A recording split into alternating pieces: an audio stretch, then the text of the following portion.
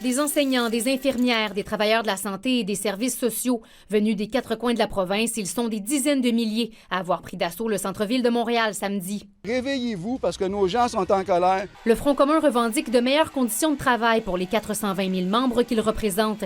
Surtout des augmentations salariales qui tiennent compte de l'indice des prix à la consommation. La première année, on demande 100 $ par semaine pour l'ensemble de nos membres. Le gouvernement nous dit que c'est trop, mais du même coup, ils se sont votés une augmentation de 582 $ par semaine pour un an pour l'ensemble des députés. Le gouvernement, lui, offre notamment 9 % d'augmentation sur 5 ans et un montant forfaitaire de 1 000 $. Ça sera un autre recul, sachant déjà que les travailleurs de l'État québécois, les travailleuses de l'État québécois sont déjà les moins bien payés au Canada, toutes provinces confondues. On nous a dit des merci gros comme le bras. On nous a dit qu'on était des anges gardiens durant toute la pandémie. Quand c'est le temps de passer à la caisse pour avoir des bonnes conditions de travail, mais on ne nous écoute plus. L'opposition est derrière eux. Donner des meilleures conditions de travail, le rattrapage salarial qui est demandé, c'est au cœur des problèmes qu'on vit dans la pénurie de main-d'œuvre au Québec. Et la population aussi. Selon un sondage commandé par le Front commun, 87 % des gens sont d'avis que le gouvernement doit améliorer les conditions de travail de ses employés. C'est un droit, en fait. Non, ça ne peut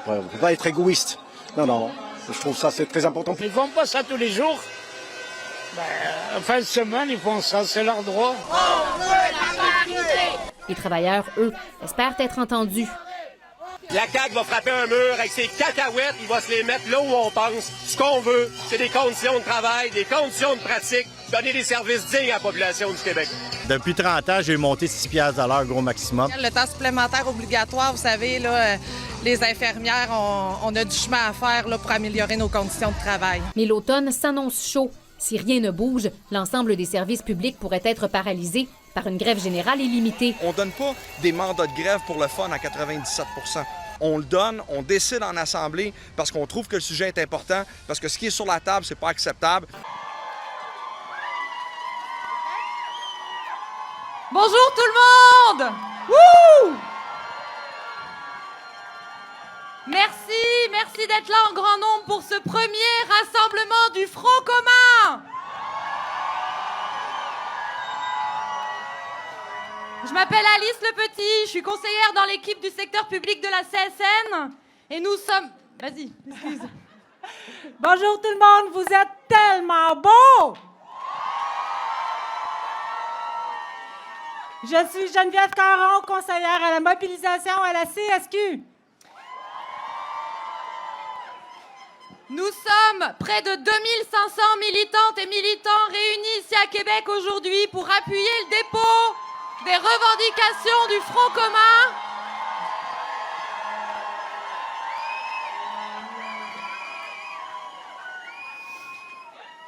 Le dépôt des revendications du Front commun au gouvernement du Québec qui va nous entendre aujourd'hui pour la ronde de négo 2023.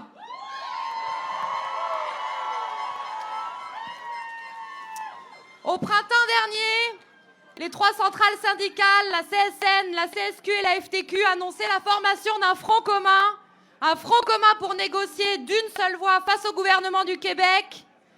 Le thème « Nous d'une seule voix » est d'ailleurs un rappel du Front commun historique de 1972 qui, il y a tout juste 50 ans, se présentait sous la bannière « Nous, le monde ordinaire ».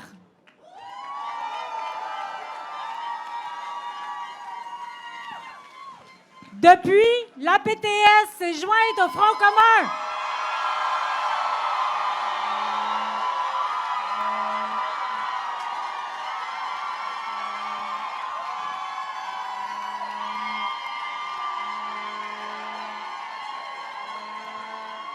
Ce sont 420 000 travailleuses et travailleurs de la santé, des services sociaux, de l'éducation, secteur scolaire, enseignement supérieur.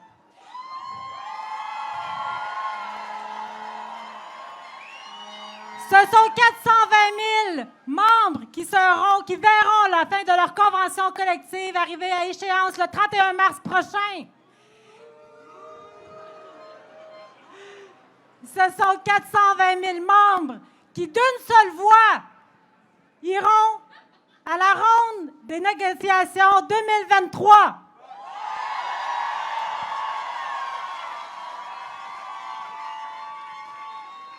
Aujourd'hui, le Front commun dépose, c'est de demande de la table centrale au Conseil du Trésor.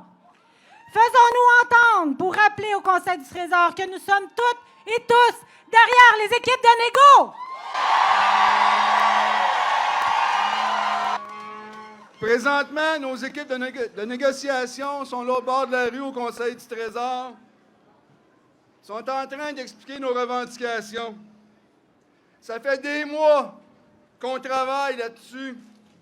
Et enfin, c'est le temps de dire au gouvernement que nos conditions de travail, nos salaires, c'est plus tenable.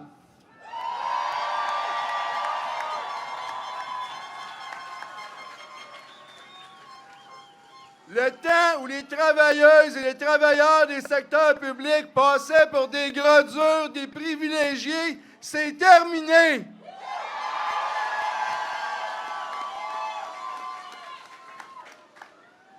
Nos négociateurs et négociatrices sont en train de leur dire que ça ne peut plus continuer comme ça.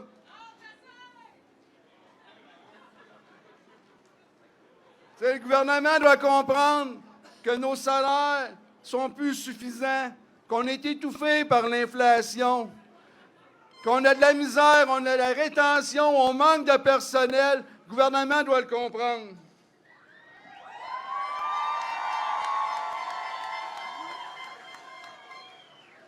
On le sait, nos revendications sont ambitieuses.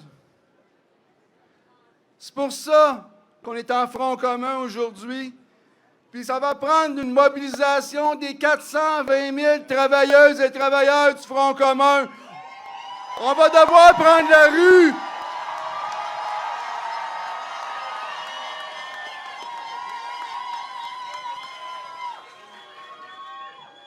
Mais pas seulement prendre la rue. Ça va être votre travail de redescendre dans vos syndicats. Puis ça prend une mobilisation locale. C'est là que la bataille va commencer, localement.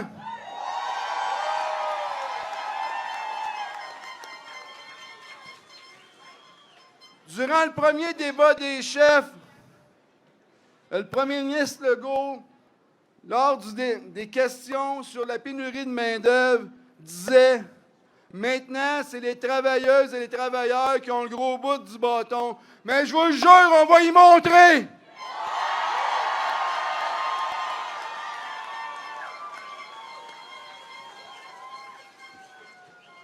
Avec ce que je vois aujourd'hui, le gouvernement n'a pas fini de nous entendre.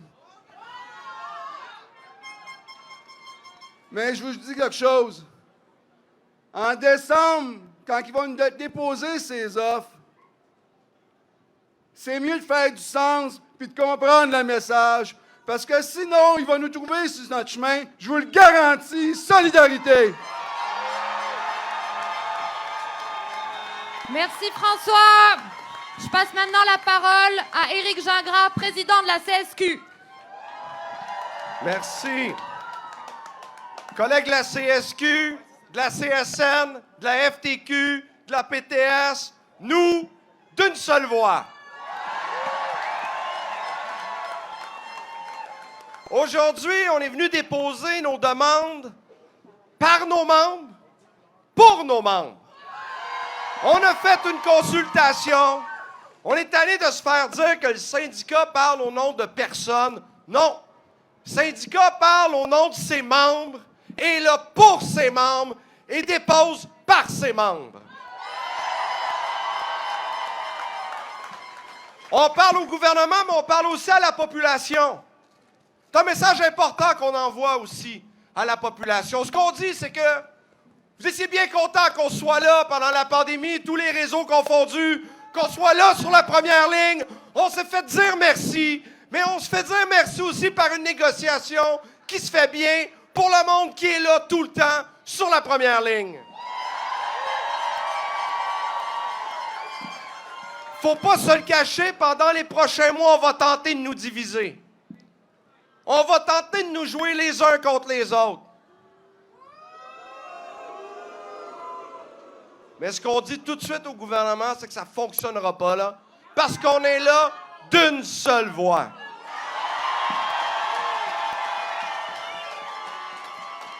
Le psychodrame de la négociation qui en finit plus au Québec, faut que ça arrête. On se fait dire qu'on se fait tendre la main. Quand on arrive avec des solutions, il ne faut pas qu'ils l'enlèvent, par exemple. Il faut qu'ils la laissent là.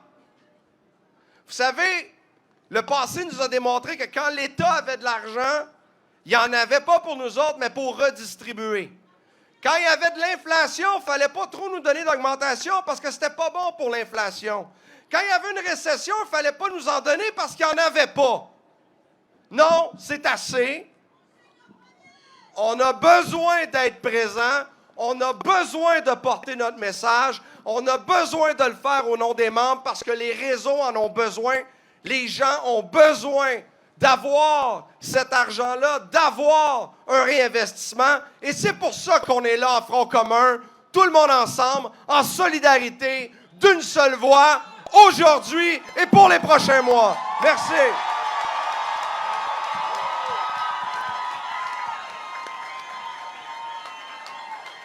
Merci, Éric. On passe maintenant la parole à M. Robert Comeau, président de l'APTS.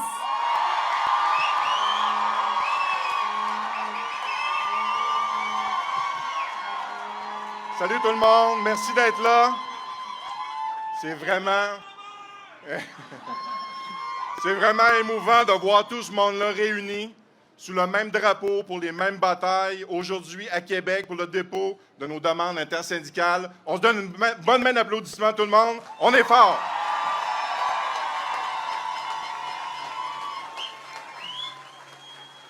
Il n'y a pas de doute là-dessus, la négociation qu'on débute maintenant sera celle de la bataille pour les services publics.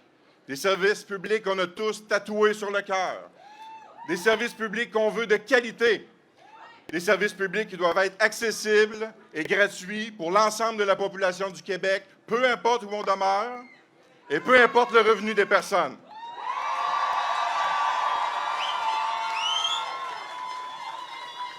Malheureusement, les gouvernements, au fil des années, se succèdent et c'est toujours la même chose. Ils sont sourds à nos demandes. Mais cette indifférence-là, elle se traduit par le peu de reconnaissance auquel nous avons droit malgré notre engagement indéfectible dans les services que nous rendons. Cette indifférence-là, c'est le germe de la fatigue, de la perte du sens du travail et parfois même de l'exode de nos professionnels et de tous ceux qui travaillent dans les réseaux. Bref, cette indifférence-là, c'est la cause fondamentale de la pénurie de main-d'œuvre et de la surcharge que nous vivons quotidiennement dans nos réseaux et qui prive la population de services auxquels ils ont droit.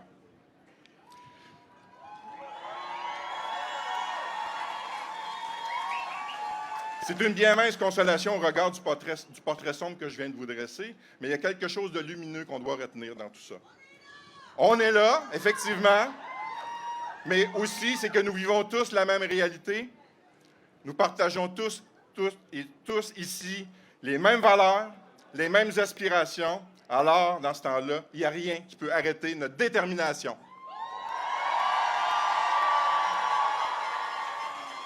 Face à un gouvernement qui joue la division, nous, on va jouer la solidarité syndicale.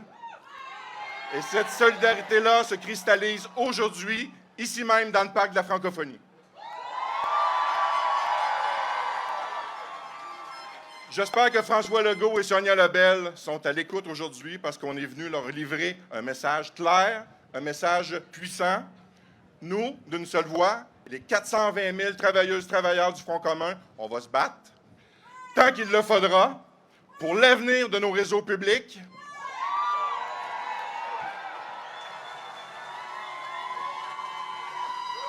On sait que nos motivations sont justes et on ne lâchera pas le morceau. Merci.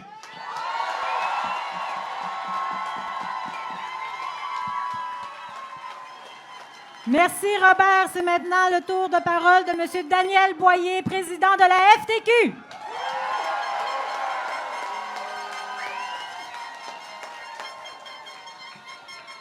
Et que je suis content, les amis, je suis content en sacrement. La dernière fois, on a fait ça en rang dispersé. Cette fois-ci, on fait ça en gang solidaire. Éric a parlé des merci du gouvernement. Je vais vous en parler des merci de la population. C'était bien apprécié. On va les tester, les merci de M. Legault. On va les tester. Statut des merci obligés, statut des merci temporaires. Monsieur Legault, on souhaite que vos merci étaient sincères. Si vos merci étaient sincères, ça va paraître à la table de négociation, puis c'est ce qu'on souhaite.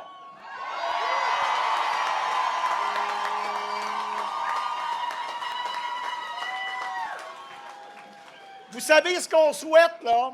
C'est une négo un peu différente de ce qu'on a connu d'habitude. Ben oui, on a déposé nos demandes. Ben, on les a à cette heure-là, on les a déposées. Oui. C'est bizarre, on est ici, nous autres, on les a déposées. Bon, c'est correct. On a déposé nos demandes, on a déposé X. François disait que le gouvernement va nous déposer en décembre Z, sa proposition. J'espère juste que ça ne sera pas un exercice de X, Z, puis on va s'entendre sur Y, puis qu'on va aller au-delà de ça, puis que la négo elle va être humaine et non pas traditionnelle.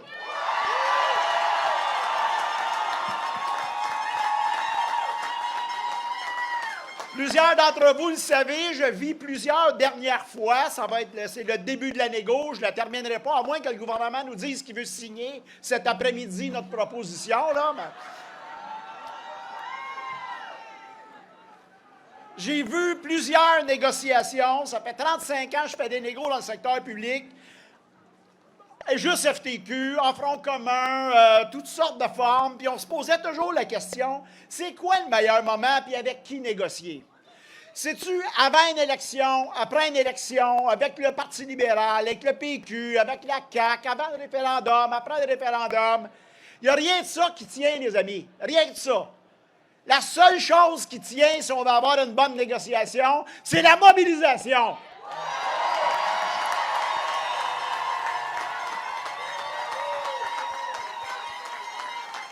Puis vous savez, puis je termine là-dessus, dans la petite histoire, là, ben les grandes batailles, les grands succès qu'on a eus, là, ben c'est quand on était solidaires, toute la gang, puis ça, il faudra s'en souvenir, puis il faudra passer le message à nos amis dans nos milieux de travail. Solidarité, les amis!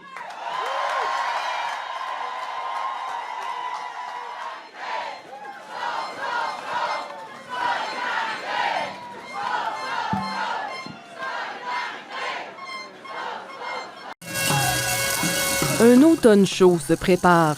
C'est ce qu'affirme le regroupement syndical du Front commun qui rassemble 420 000 travailleurs de l'éducation, de la santé et des services sociaux.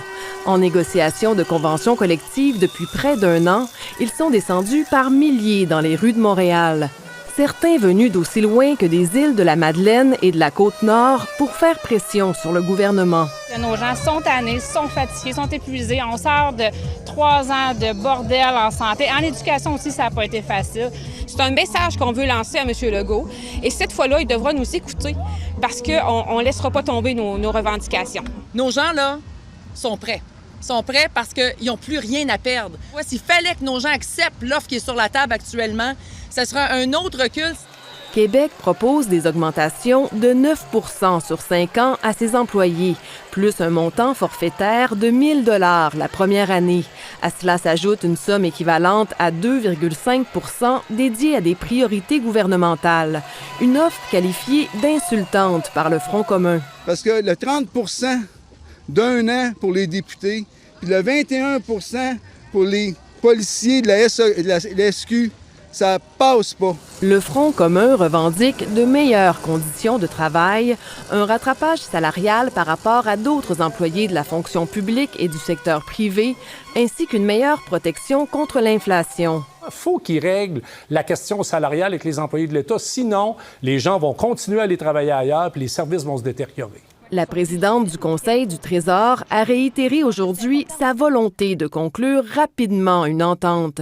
Sonia Lebel demande aux syndicats plus de souplesse dans les conventions collectives, entre autres pour organiser le travail dans les écoles et les hôpitaux de façon plus efficace. Vous méritez des conditions de travail optimales, vivables. Vous êtes les piliers de notre société. Les syndiqués doivent décider d'ici le 13 octobre s'ils sont prêts à se rendre jusqu'à une grève générale illimitée.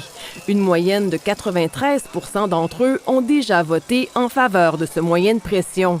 Ici